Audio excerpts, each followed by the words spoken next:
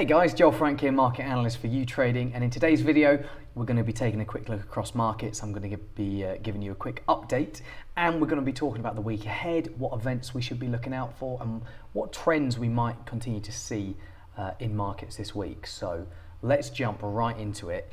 I want to start today with cable, or the exchange rate between the British pound and the US dollar, because we're seeing an extension of last week's recovery. Now, what's driving this extension?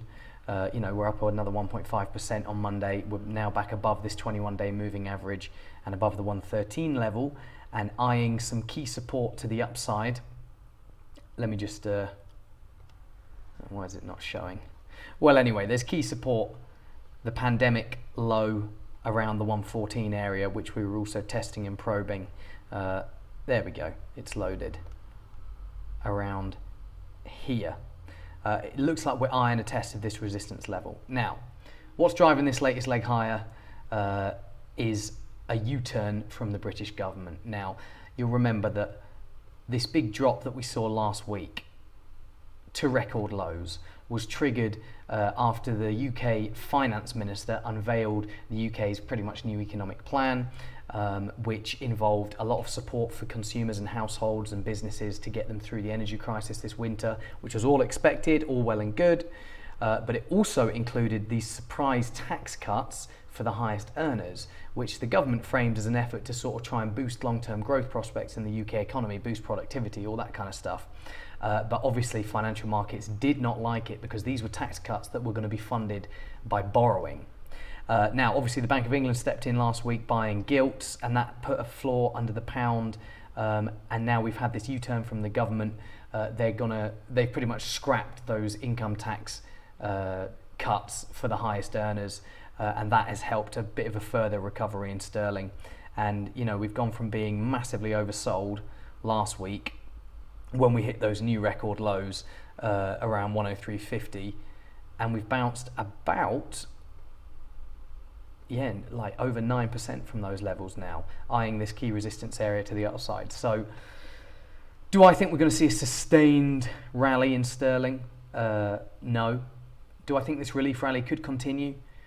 Yes, potentially. We may be able to get above this this level here, 114, if the dollar continues to come off. Because on the dollar side of the equation, let me just show you the dollar index. Dollar index is pulling back from the highs, multi-decade highs that it saw last week, and we have had some US data this morning which was weaker than expected. That's the manufacturing PMI data, 50.9, below expectations for 52.5, shows that the manufacturing sector in the US, whilst not in contraction in August, is slowing, is stagnating. And if we get further build up of evidence in the next couple of months that the US economy is starting now to struggle, starting to stagnate, then this will help ease some of fears about Fed tightening, because it will sort of imply that if the economy is weakening, then inflation should come under control more quickly, which could take some of the wind out of the dollar's sails here. But I think, over the longer term, the dollar index remains a buy on dips because of its safe haven demand, because of the fact that even if the Fed isn't going to take interest rates to 5% or 6%, we're still pretty sure interest rates going to get up to about 4.5% next year, which is still higher than in most other developed economies. US economy still likely to outperform most other developed market economies as the global economy sort of enters into a recession, which is what a lot of people expect it will, and that will keep alive safe haven demand for the dollar. So I'm still thinking buy dollar dips, but for now I'm just letting it retrace a little bit pretty much. And for the Dixie, areas that I quite like could potentially be down here around 107, or maybe you might want to look to get involved a little bit earlier in the 110 area or around here. But anyway, that's my thinking with the dollar. Quickly moving on, stocks seeing a bit of a rebound. That weaker than expected US ISM manufacturing data helping a little bit, easing some fears about Fed tightening, because we could be entering a stage pretty much where bad data is good data. I mean, that's probably been the case for a while, But bad data on US growth could be helpful if it means that the Fed isn't going to be quite so hawkish. But as you can see, yes, S&P 500 nearly 2% higher on the day, but we're still hanging out near these annual lows, and the downtrend that we've seen since mid-August does still look very much to be intact. So am I expecting this downtrend to end anytime soon? Not really. I think we're going to struggle to get back above this resistance area in 3,750. And if we do get back to that area, that could be a nice place that people sell, because if we do have a weakening economy, as this manufacturing PMI data sort of alludes to, then we're going to see further downwards revisions to earning growth expectations.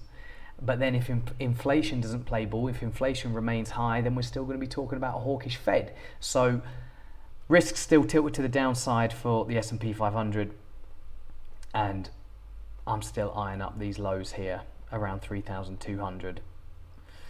Finally, let's quickly look at oil prices. Saw a bit of a rally today. You've had talk this week or this weekend of OPEC doing a big 1 million barrel per day cut at their next meeting, which would be their biggest output cut since the pandemic.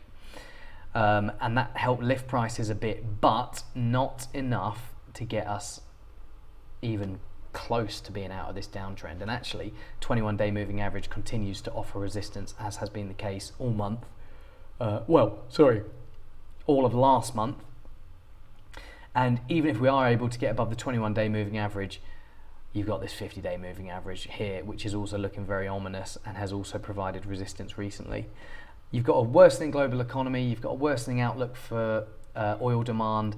I just don't think we're going to be snapping out of this downtrend anytime soon. Maybe OPEC can slow the pace of the downtrend. Maybe they can keep us near 80. If they do their 1 million barrel per day cut, maybe they go bigger in the next couple of months if things start getting worse. But I'm thinking by the end of the year it might be a good target, this 62 area. Let's look at the calendar quickly then. So obviously we had that ISM manufacturing PMI data. We've got the RBA coming up tonight. That's going to be a big 50 basis point rate hike. RBNZ tomorrow, the same thing, big 50 basis point rate hike. Got plenty of Fed speak and ECB speak this week, BOJ governor speaking as well. But the main thing for me is the US data. So you've got ISM services PMI on Wednesday. You've got JOLTS job openings on Tuesday. We're expecting the labour demand to remain very, very robust. And then you've got official labour market data on Friday, which is expected to show that the US labour market continues to hum along nicely. 265,000 jobs added in August, unemployment rate of 3.7%, average hourly earnings growth still solid.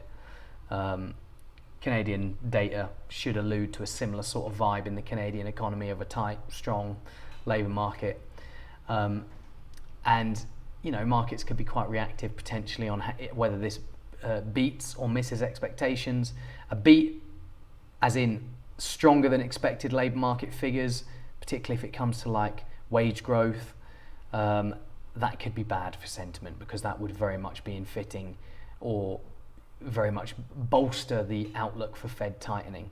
Weaker than expected data could potentially, for the opposite reason, be helpful to things like the S&P 500, as it could ease some concerns about quite how far the Fed is going to go with their interest rate hikes. But yeah, guys, that's pretty much what I'm going to be looking out for this week. Hope you enjoyed the video, and I'll see you all in the next one.